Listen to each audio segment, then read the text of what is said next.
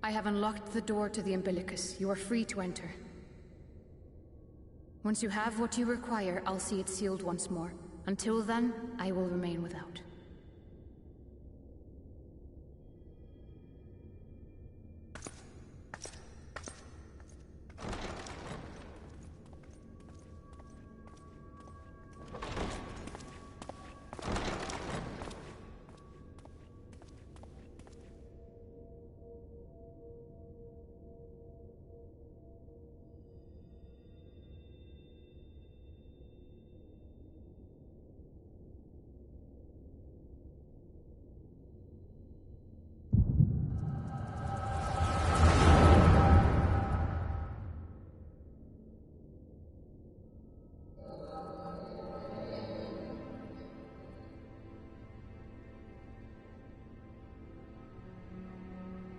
A moment to collect my thoughts, I prithee.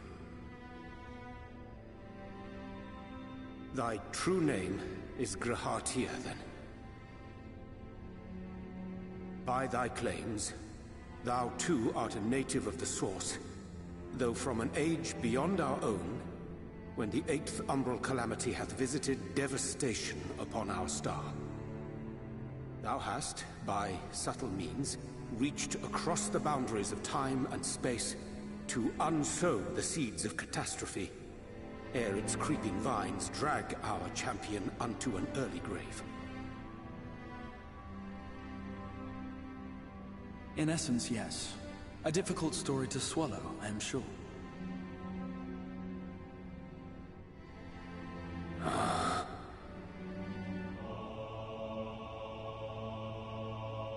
I doubt not the veracity of thy words, not the account of thy coming, nor that of the fated calamity. Yet my mind straineth still to apprehend the enormity of this tale. Wouldst thou favor me with a gradual unfolding of its chapters? Certainly. But where to begin? I should start with those great minds who survived the calamity. Sid Garland being perhaps the greatest. In hopes of staying the unending tides of war, he and his fellows pursued all manner of possible solutions. One of these was rooted in a theory which unified several fundamental principles discovered over the course of the Warrior of Light's adventures. It proposed a method by which one could enter the River of Time, traverse the rift, and leap between worlds.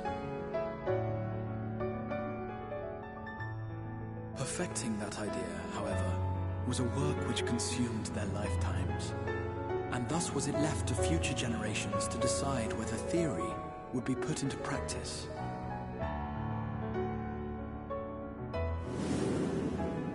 But all the while, the world continued to burn. Hope was a feeble outpost, beset on all sides by thievery and misery and murder.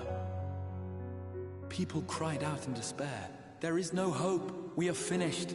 Mankind is finished.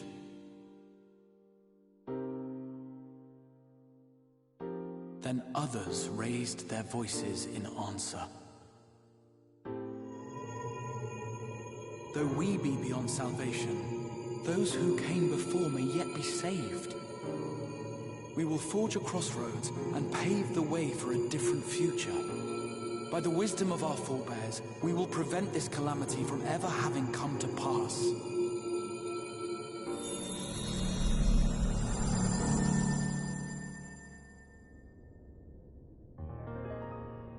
The fighting went on unabated, but some few took up Cid's research and labored to realize those impossible ideas. After 2 centuries of labor, their descendants finally succeeded in awakening the Crystal Tower, an integral part of the process, and, in doing so, roused its caretaker, me.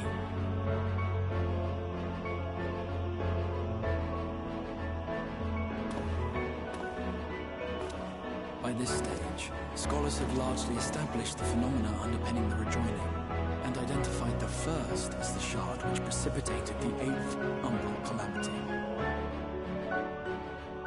This grand structure was already capable of storing the energies required to attempt the translocation.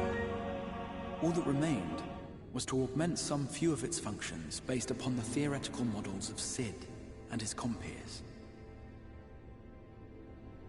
And by means of such technologies didst thou effect thine arrival in the first, to an age before this star had joined with the Source.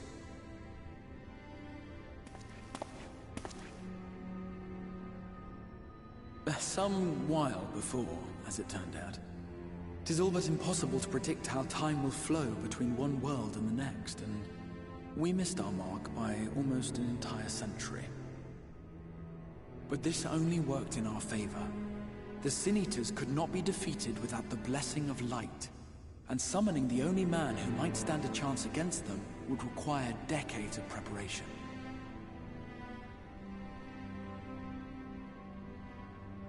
An undertaking of scarce credible endurance. That thou hast kept thy plan from falling into disarray these many years bordereth on the miraculous. Yet howsoever history be rewritten, thy present self was shaped by events which followed the calamity.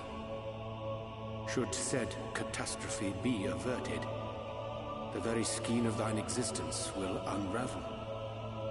Surely thou hast foreseen this. I am aware of the consequences. 'Tis for that very reason Cid and his colleagues bequeathed their legacy as an offering, and not an edict. To give all of oneself for the happiness of others, and with no promise of reward. 'Tis a hard thing to ask. Harder still for those condemned to survive in a world which pitted brother against brother. Indeed, you are right to call the execution of this plan miraculous, though the force which held it together was nothing so inexplicable. It was him. The warrior of light has been our unbroken thread.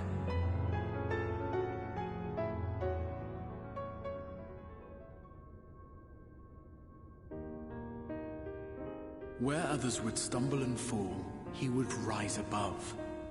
Where others would break and run, he would carry on. The warrior of light's tale is one of unyielding bravery. To tell it was to feel courage. To hear it was to feel hope. It was a breath of inspiration in an age of suffocating shadow. In the histories of a fallen nation was our hero hailed as its greatest ally.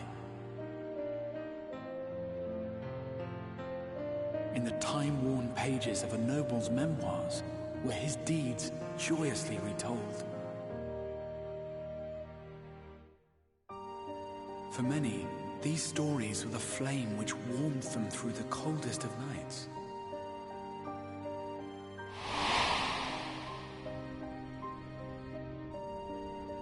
And so it should come as little surprise that the plan found no shortage of volunteers, concerning as it did the Warrior of Light himself.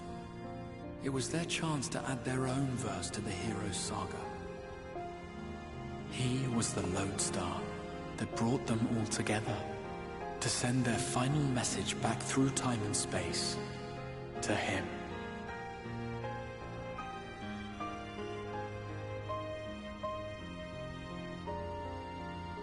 The light of your legacy was our torch in the darkness.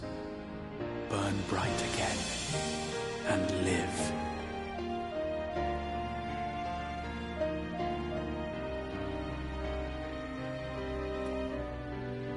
I am merely the bearer of that wish, come to ensure it is safely delivered.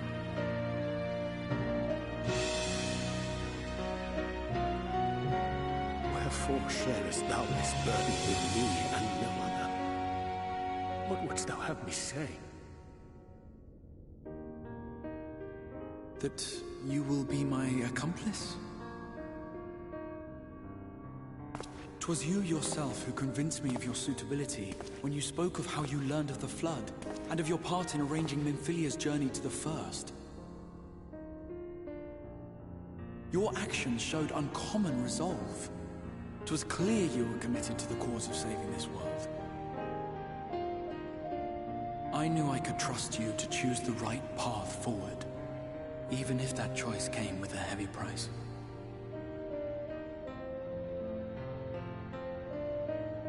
What price?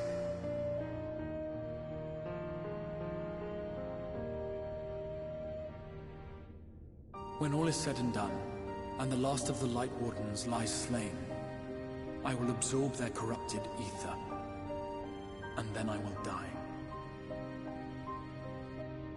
Knowing what I know of your companions, not to mention your champion, they will try to stop me. But in saving one, they would save none. Therefore, I implore you to aid me in concealing my identity, and ensuring this tale ends as it must. To this end, I would have you take what I have told you of the Calamity, and make of it a portent. A prophetic vision you beheld in the swirling chaos of the Rift.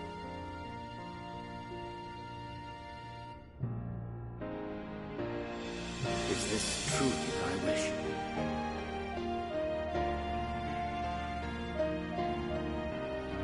History remembered the Warrior of Light, as I knew it would. And I will suffer no other to rescue the champion whose star has charted my course.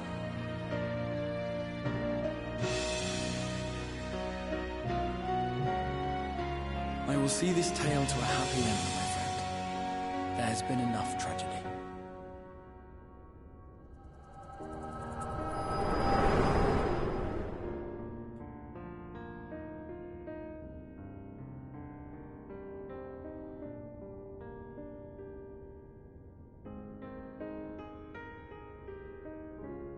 Careful now.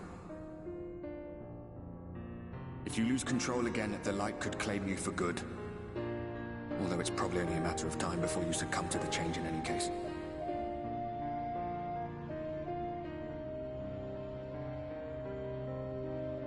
What do you mean to do?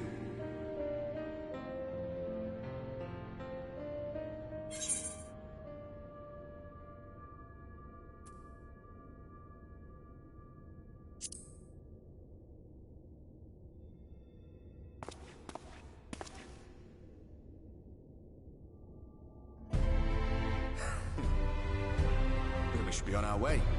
Diassian mentioned the Tempest, did he not? That's the stormy seas around Calusia, too. His lair must be down there somewhere, hidden beneath the waves.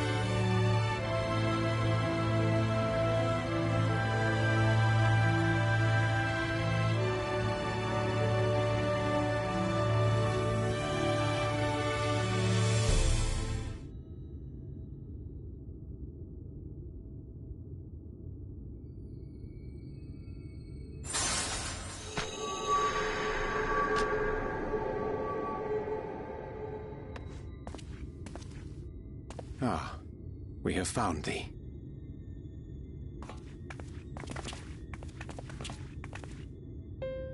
Word reached us of thy recovery, and thus did we gather with all haste.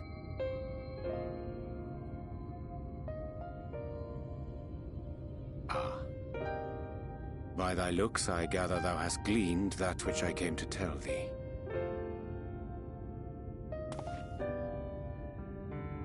Urianger has shared everything with us.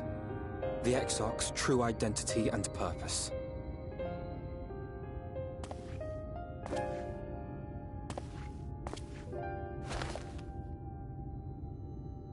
I offer no excuses. When I agreed to aid the Exarch with his plans, 'twas in full acceptance of the condemnation I would face when my duplicity was laid bare. Yet it is not rancor, but resolve that I sense in thee. Thou art fully intent upon walking thy path to its end, art thou not? If thou canst forgive my deception, or, failing that, set aside thy displeasure for a time, I do beg leave to follow thee. What strength and wisdom I possess are thine to command.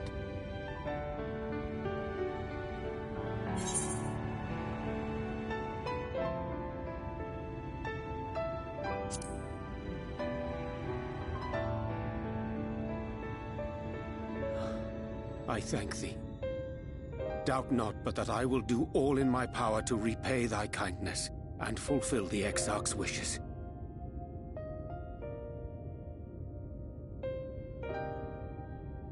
I'm sorry, but I don't think this is a good idea.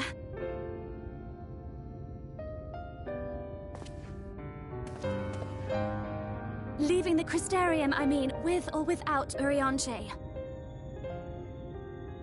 What I did for you won't last forever.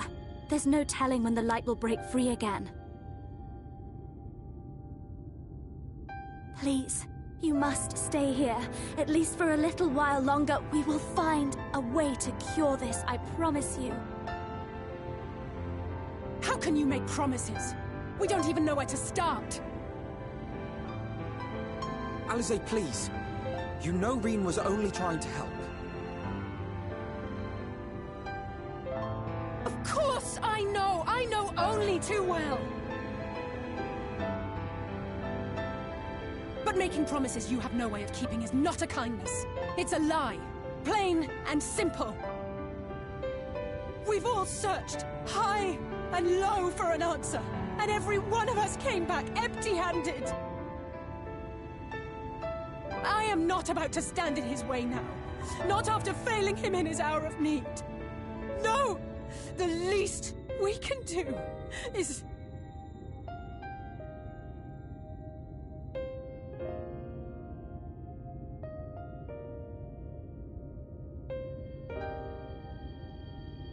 We will go with you as well. There is naught to be gained by standing still. Indeed, we have exhausted every other avenue. Lead, and we shall follow. If there is any hope to be found, then we will surely find it at your side. Are we all in agreement, then?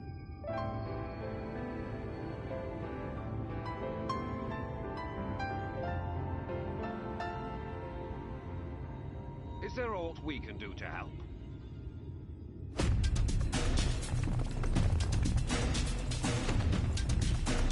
Though we may not know the whole story, we do know you're in for a fight.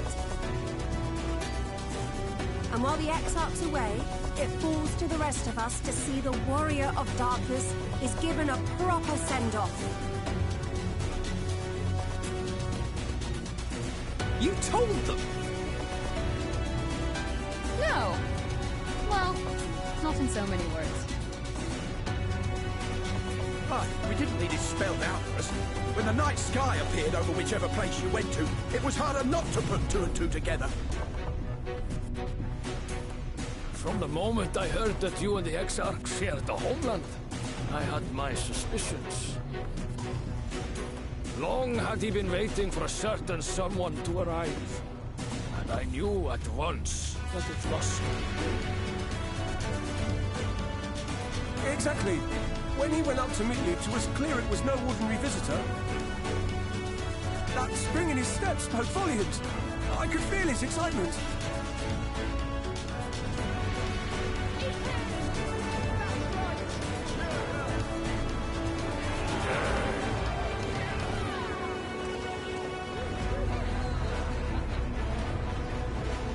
We do not fully understand where you or the Exarch hail from, or why you've all done so much to protect us. But we are deeply grateful nonetheless. So, if there is anything at all we might do to aid your journey, you need only name it. What would you have of us?